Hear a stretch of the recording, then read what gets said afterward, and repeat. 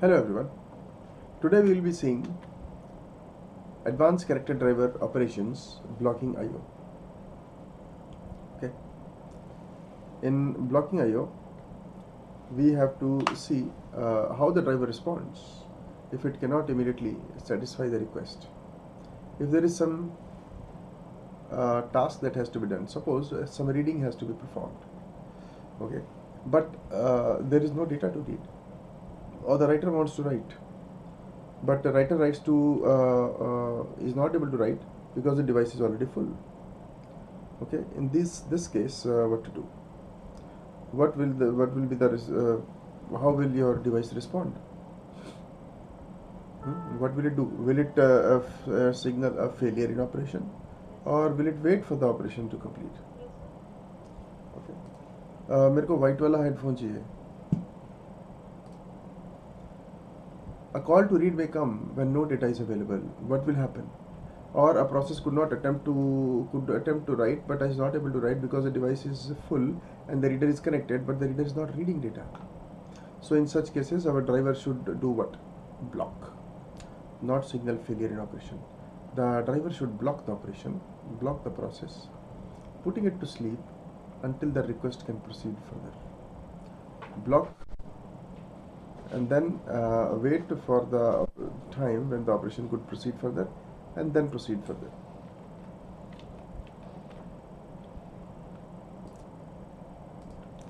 Okay, so the driver will go into a block state when such a situation happens. Now, what is blocking, and what is sleeping all about, that we have been discussing since such a long time. The sleeping process is marked as being in a very special state and is removed from the scheduler's run queue to scheduler's wait queue. All the processes that are there in the scheduler's run queue will be scheduled with the processor, will get a processor slot for execution. The process that goes into blocking is moved from the sleeping scheduler's run queue to scheduler's wait queue, where it will not be allocated with the processor and therefore it will not be able to run.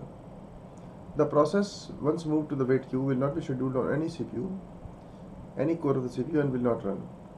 This is marked as being in a sleep state. A sleeping process waits for some future event to happen, which will bring it up from the wait queue to ready queue and then to the run queue. Now the CFQ scheduler, completely fair share scheduler that is used in Linux, that is slightly changed.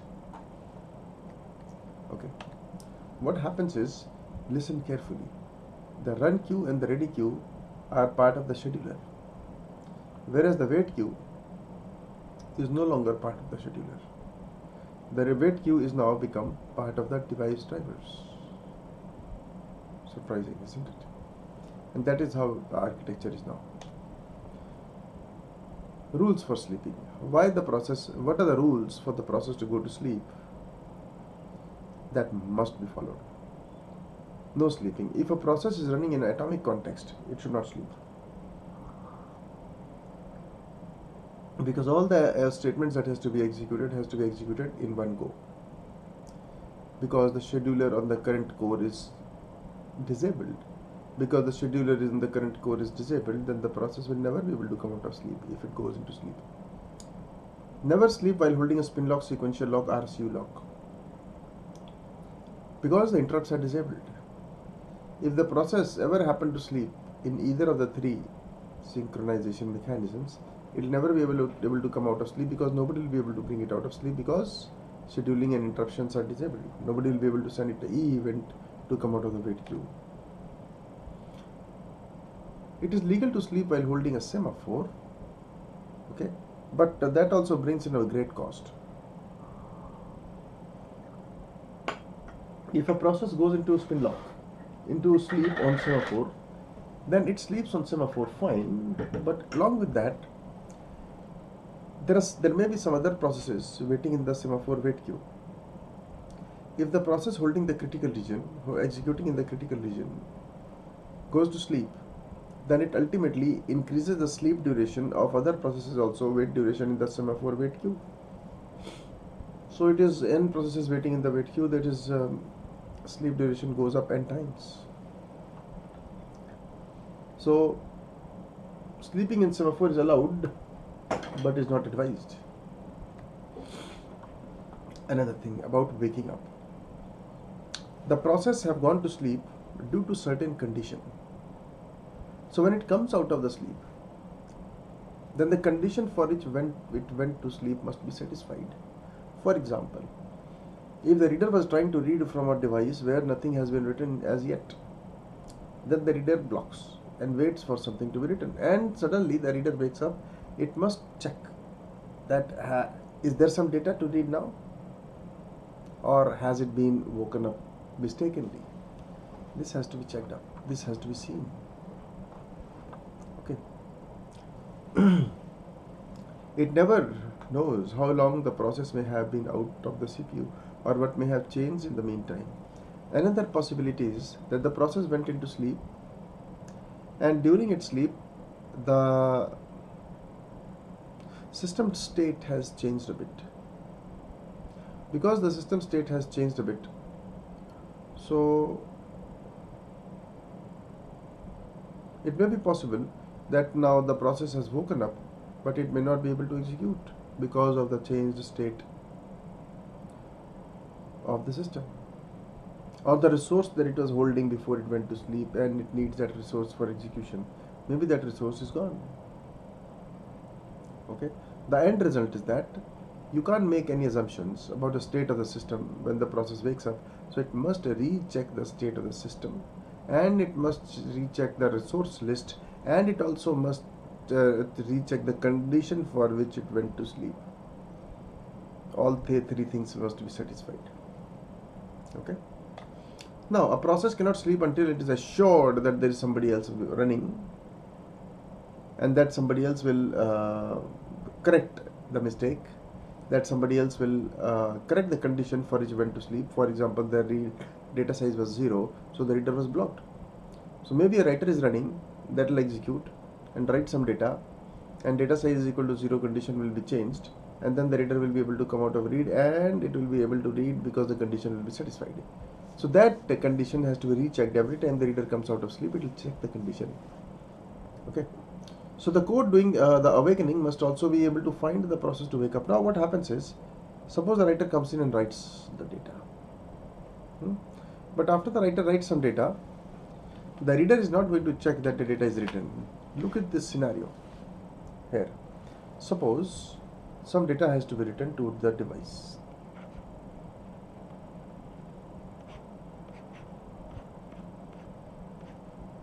Okay.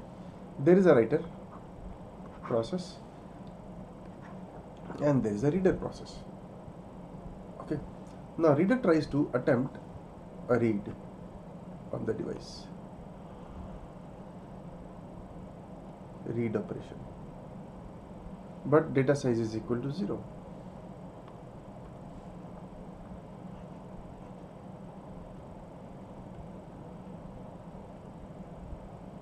So therefore the reader goes into block on read.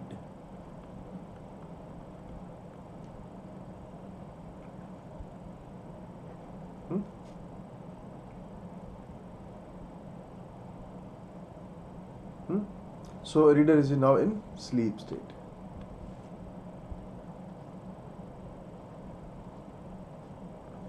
Now, even if the data is written, even if the data size is changed from 0 to say something 100, the reader will never know because the reader is in sleep state.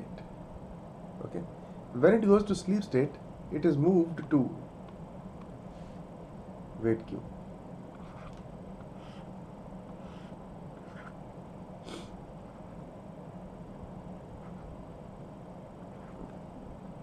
Here is your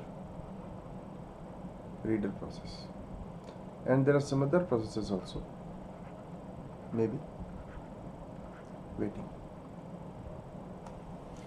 Now writer comes and writer performs some writing.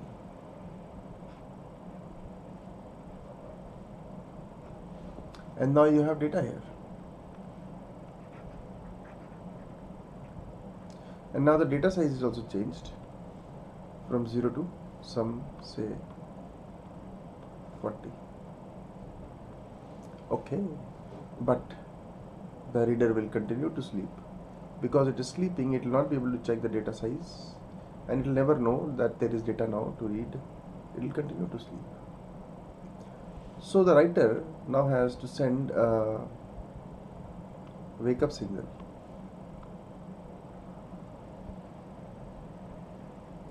directed towards a particular process in the wait queue. A wake up signal. Wake up event directed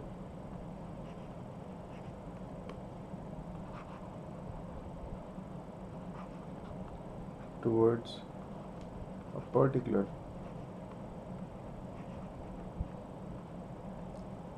process in wait queue. Okay.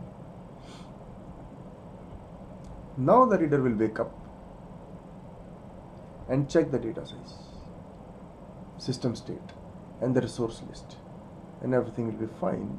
Then it will understand that okay, everything is fine, and then it will come out of sleep state and will be able to proceed further in its execution and read data from here. Till then, it stayed on the block on read in the scheduler's wait queue implemented in device drivers. Okay.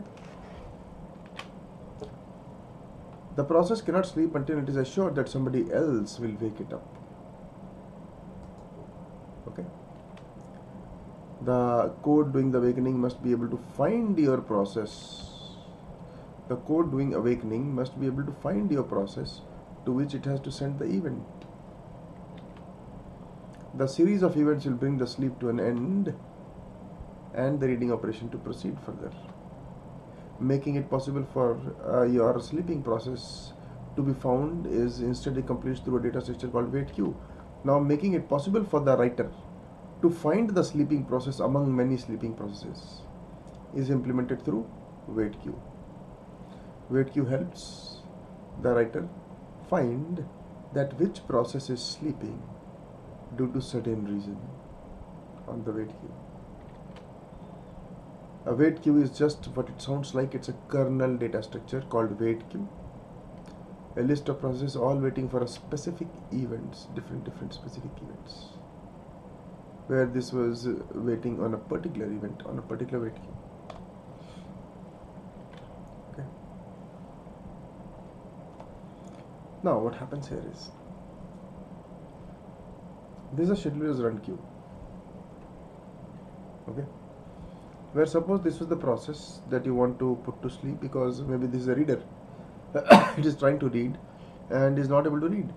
So the scheduler have the run queue and the ready queue and the waiting queue. And the wait queue, additional wait queue will implement inside our device driver, which is a device driver queue. Now this is the process that we want to wait. Now when the condition is not satisfied and there is no data size, for example, it will move to wait queue. So it will move to driver's wait queue and will also be marked in the scheduler's wait queue. Okay. Now when the condition is satisfied, it will be woken up and will be moved from here back to the running queue, and the three conditions will be checked: the condition for which went to sleep, the resource list, and the system state. And when it will be removed from here, it will be removed from here as well. Okay. Now, very first thing we have to do is we have to implement this wait queue inside the device driver, where the process will come and wait. One. Second thing we have to do in our device driver is make the process test the condition. If the condition is satisfied, do the operation. If the condition is not satisfied, move to the wait queue. Third thing we have to do is some other process executing and change the condition and send a wake up call to the sleeping process that will be woken up. So these three things will be done on the other end. Okay. Starting with the first task. So let me list what the task that we have to do here is.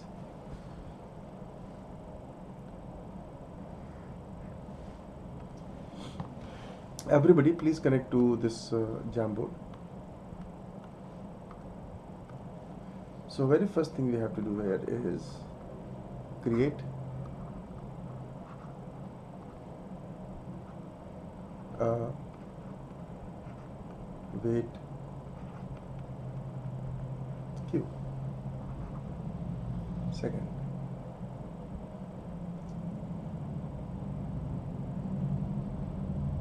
for the process, if condition is not satisfied,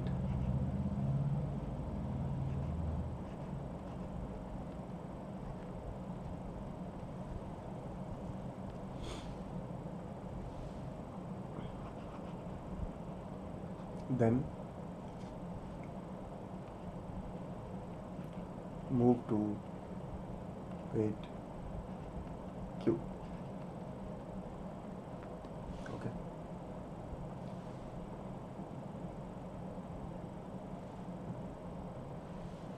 On the other hand, there is another process. This is for process 1. And now for process 2.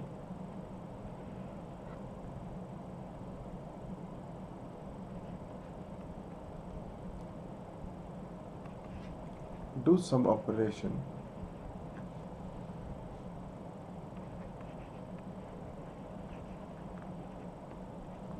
that changes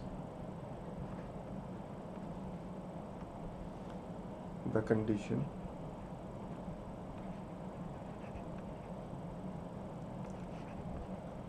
for which P1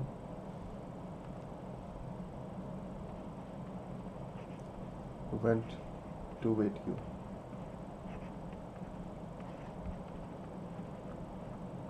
Okay. Second,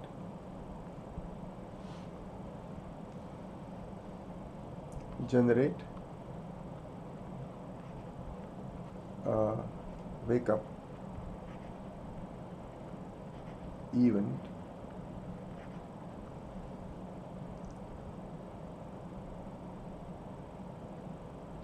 find the process waiting in wait queue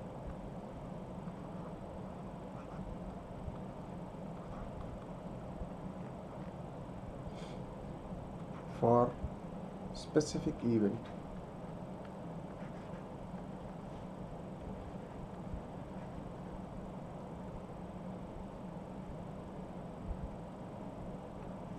and hit it with the event.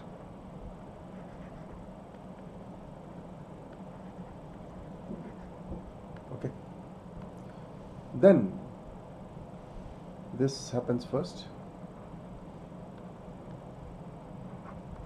this happens second, this happens third, this happens fourth, then this happens fifth. The sequence of steps. Wakes up,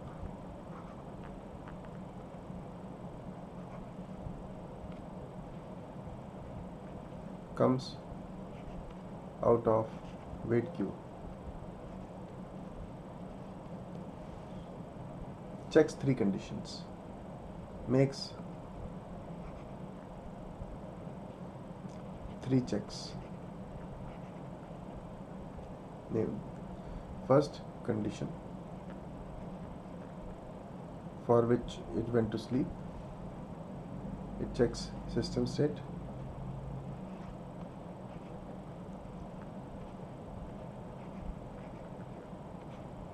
Also checks a resource list.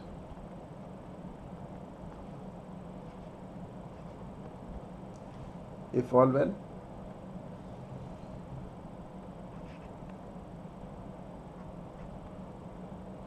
If all well, then proceed the blocked task. Okay, so this is how it works. This is step number 6. Okay. This is what happens. So very first thing we have to implement in our device driver is create the wait queue. Now wait queue is a kernel data structure which is implemented like this: struct wait queue head. Wait queue head is like start node of the linked list. Okay. Then you have spinlock underscore t, in which spinlock will be implemented. Because why spinlock is needed?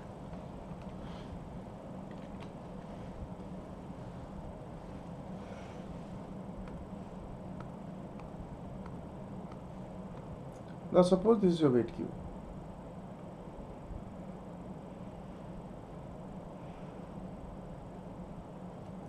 Okay, and there is a process that is executing. This process will move to wait queue like this, moving to wait queue. First it will check condition.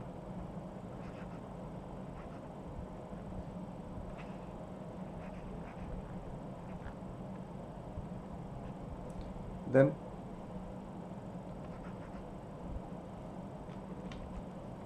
if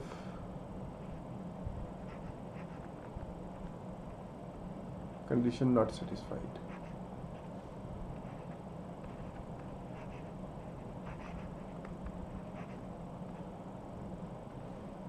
then move to wait queue. है ना? 2 operations, 3 operations in fact. 2 operations: check condition, then conclusion, and then operation. So there are 3 steps involved. All the 3 steps must be performed in an atomic manner.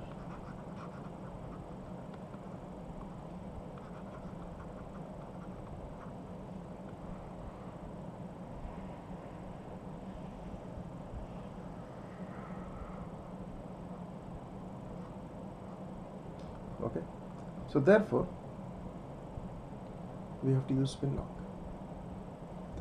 On the other hand, if the same process comes out of the wait queue, then it has to make 3 checks.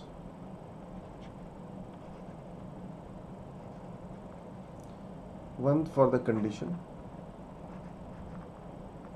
on which it went to sleep, then for the resources, then for the system state,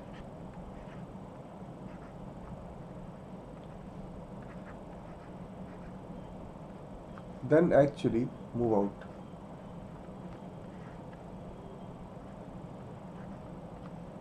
Of queue. So all these must also be done in an atomic manner.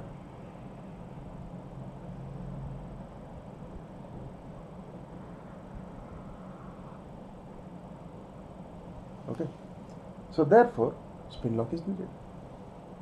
That is why we have a spinlock inside the wait queue. And then we have the list, which is the start node of the linked list. Okay, the actual data type is called struct wait queue head, which is type deft into new name called wait queue head underscore t. It is implemented in the wait.h. Let me show you that.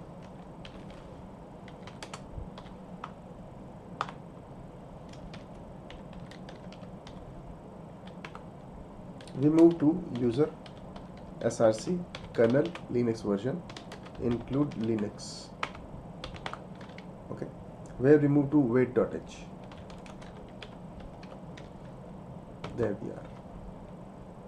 Here you will be able to find the weight Q head has a spin lock, has the list head. List head is the start node of the linked list. Okay, and this struct weight Q head is typecast into a data structure called weight Q head type, in which in this weight Q you will have entries and entries and entry. Every entry in the weight Q will be described by this weight Q entry. See, one is the weight Q, then you have entries in the weight Q. Okay, so if you look at this, then you have two things. One is the weight Q, and then you have the entries in the weight Q. So this is your weight Q, suppose.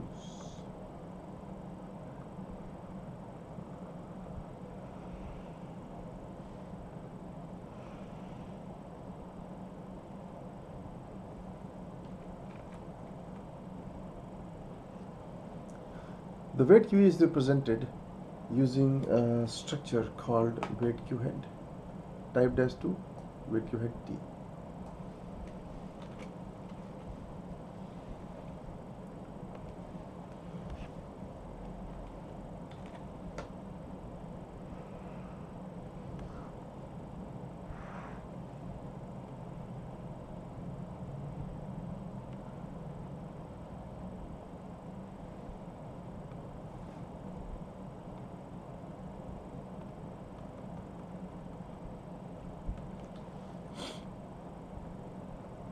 Okay, so this represents weight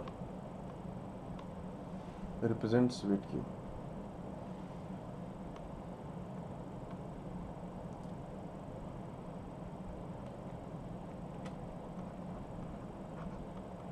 Weight Q representation.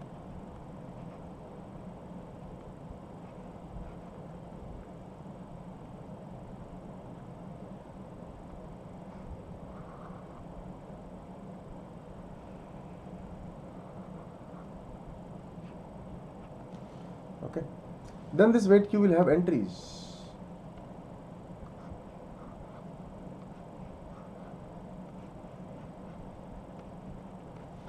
The entries in the weight Q will be described using struct weight Q entry.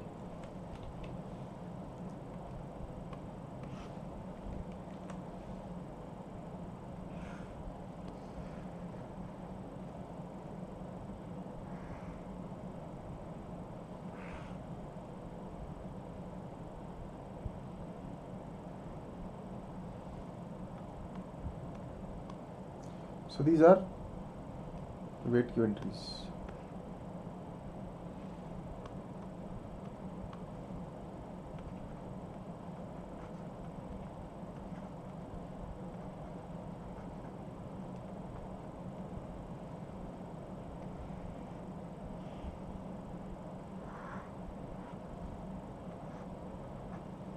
Okay, so we have to deal with these data structures in here. In the weight Q entry, you have a flag which gives the state of the process when the process goes into weight Q. When the process goes into weight Q, it must be some state. So that state has to be preserved, and then that state will be used, and the process has to go into the same state when it wakes up. Okay, this is a weight Q function which is checking all the three conditions, and this is the entry itself. It is pointing to the list, to the weight Q into which it is going, and this is its own personal data. Okay, right, so these are the data structures. Let me elaborate these data structures one by one.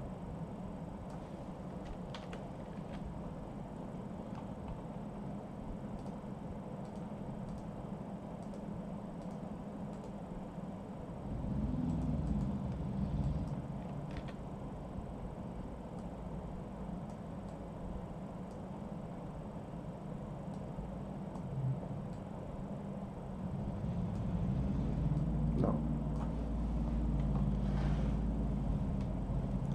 why do we have this spin lock here? spin lock. The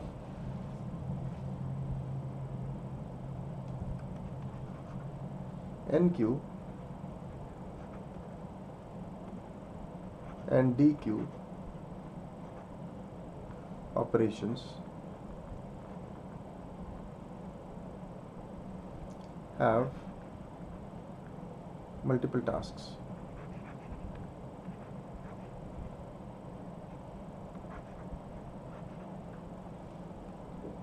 And conditions.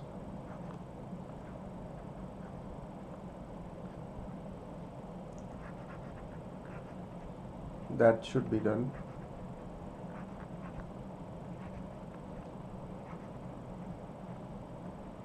in an atomic manner.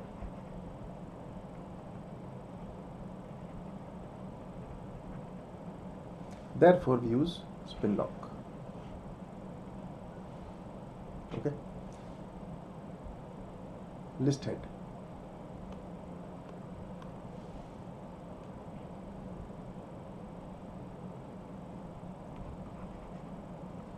The first node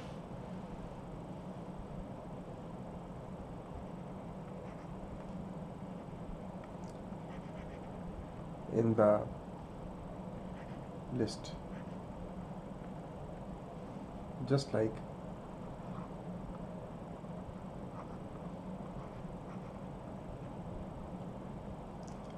start node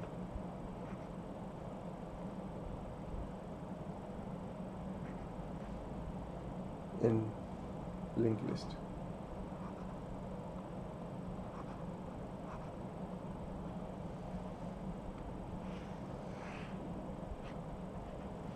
Okay. Then you have the type def data structure.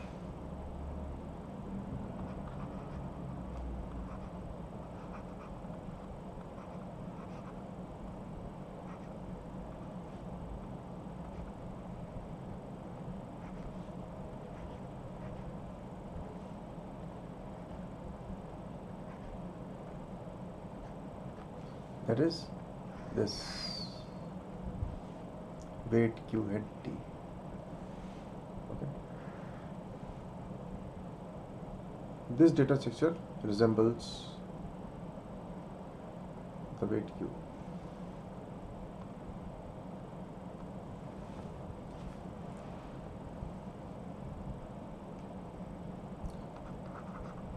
The weight Q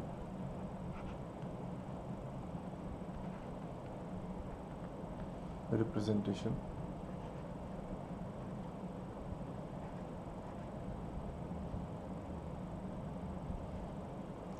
kernel data structure.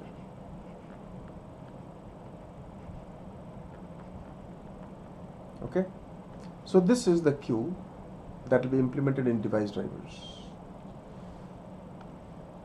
Another data structure of importance that we'll be using here is the other one, this.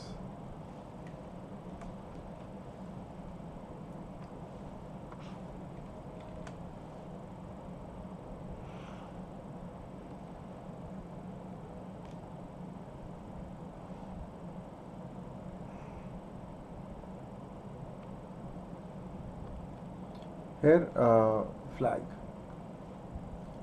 it gives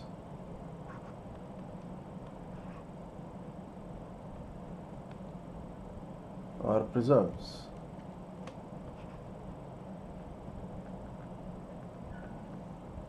the system, the process state.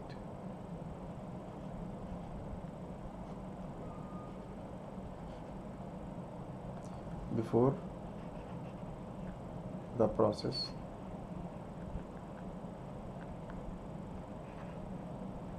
goes into sleep. Okay, it will be used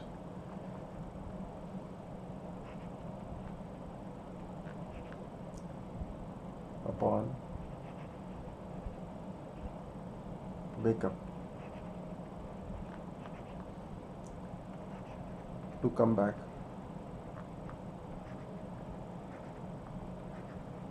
to same state.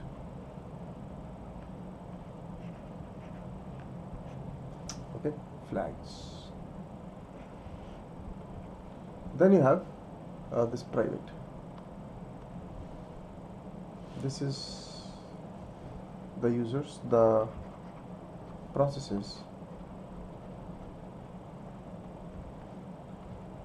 own data. It may need to store some data before it goes to sleep. This is an important function.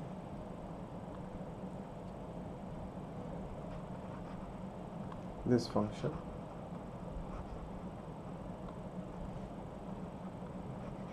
will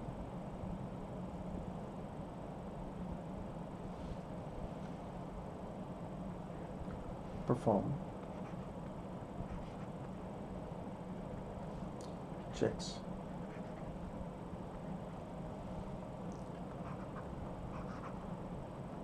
before going to sleep,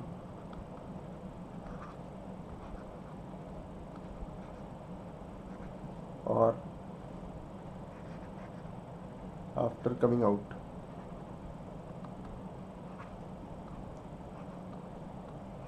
of sleep. Okay, then you have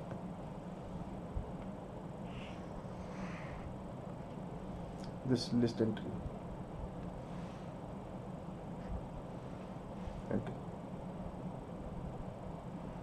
This identifies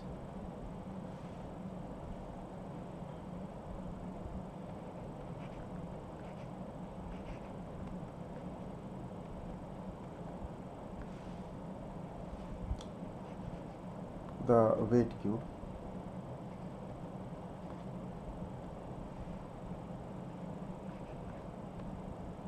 into which the process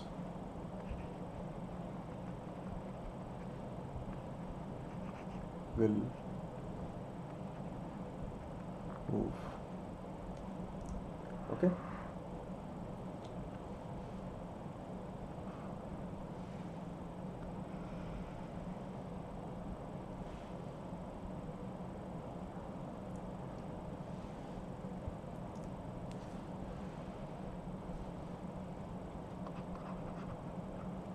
this kernel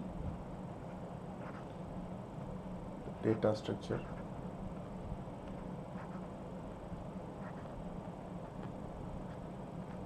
identifies